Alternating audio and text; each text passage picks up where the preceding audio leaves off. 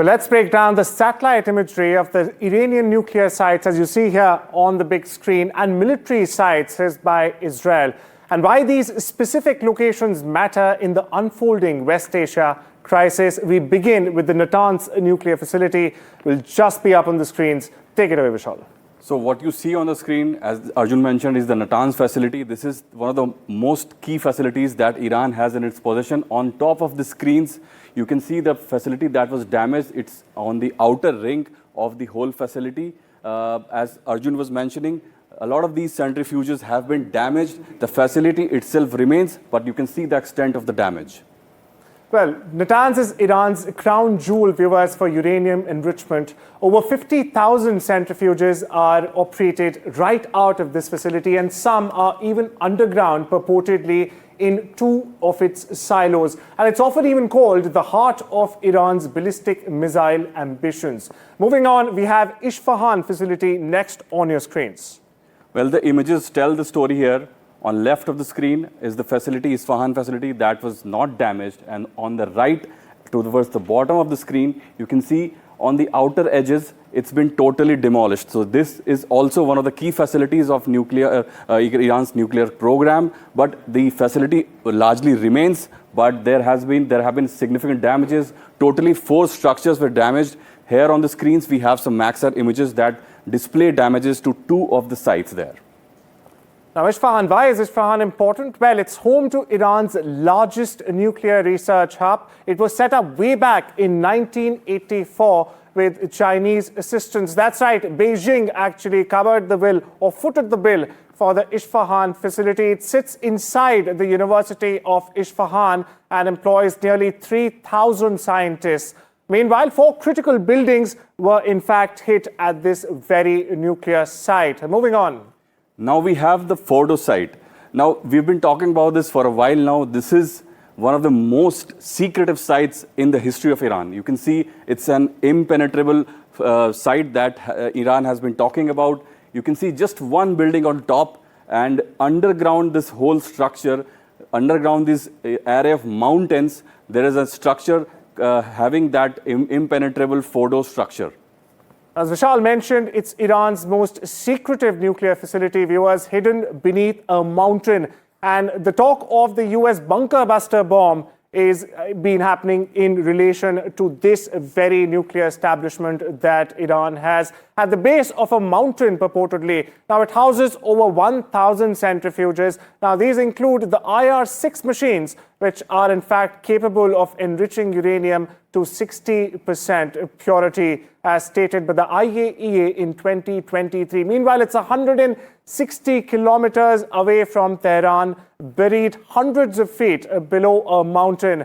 This site was in fact designed to resist airstrikes, and none of Israel's mortar weapons can still penetrate this facility. Next up, we have the Pranchar nuclear facility for you.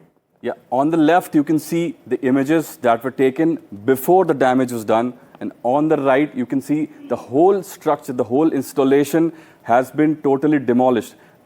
Probably some F-35 aircraft of the Israeli Air Force was involved in this operation, and the extent of the damage tells the story. Now, this military installation is very key to Iran's western defenses, as it's near the Iraq border. It also is the first line of virtually defense when it comes to any sort of retaliation, Vishal, from the Western Front, in this case currently it being Israel.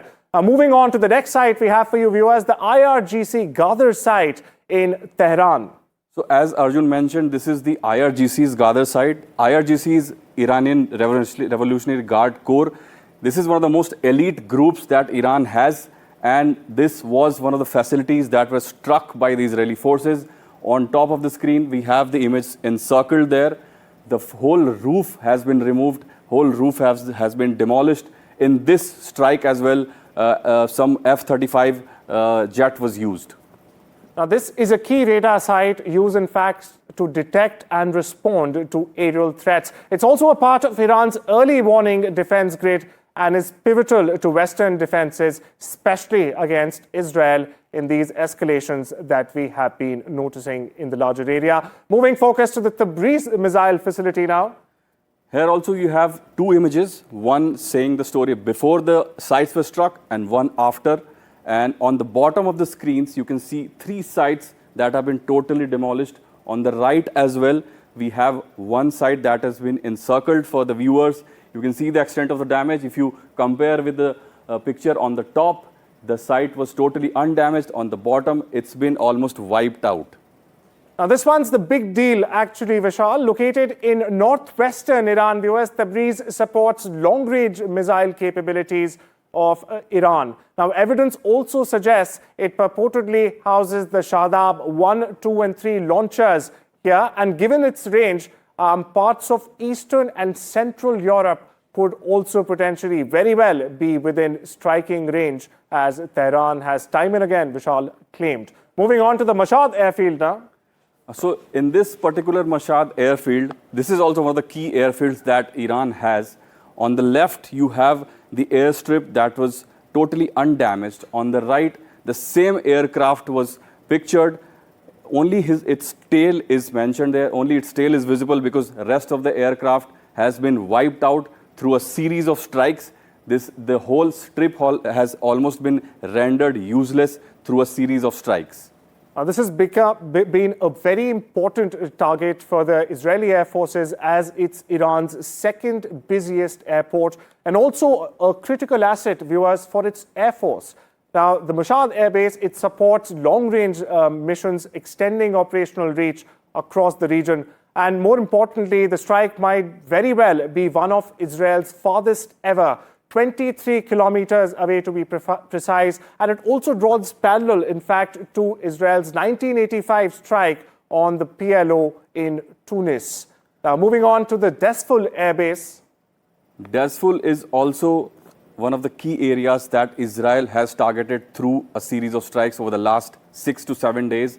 You have these unmanned aerial vehicles, otherwise known as drones, that was totally demolished, and you have some support aircraft that Iranian regime has deployed. They were not able to protect these UAVs. So as a result, almost all the UAVs on this site were demolished. Now, this site again is near the Iraqi border on the western front of Iran. You see these aircrafts being circled and these missile launchers. They are positioned there as they are the first line of defense Iran has against any aggression from its western front. They also guard and protect Iran's key oil infrastructure, viewers. Not only this particular site, it also hosts the 4th Tactical Air Base with the Shahed 136 drones and F-5 fighters on alert, as you see right there. It's a vital node, in fact, of Iran's air defense. Now on to the Kermanshah missile facility, which Vishal will take you through. So Kermanshah is also one of the key missile facilities in Iran. It has also been hit by strikes. On the left, you have a Maxar image showing an image of the site that was there before the site was struck by IAF aircraft. On the right, you see heavy damage done to the outer ring of the whole installation. And also towards the bottom, you have a building that has been reduced to a rubble. Now, Kermanshah, viewers, is one of Iran's oldest missile bases. In fact, it dates back to all the way back to the Iran-Iraq war. It's still active today, however, as a ballistic missile launcher hub. Next up, we have for you the Shiraz missile facility. So this set of images tell the story very clearly. On the left, there is no damage. You can see nothing there except the installation, the original installation. On the right, you can see the fire burning. This image was captured while the fire was burning. You don't see the damage to that extent, but because it's been engulfed by the smoke from the fire, but there have been reports that suggest heavy damage was done to this site. Now, this facility plays a central role or a pivotal role in producing missile fuel and key components, including for the Shahab 1 system. Viewers, at first glance, if you look here, this may look like Israel, inching closer to its strategic goal.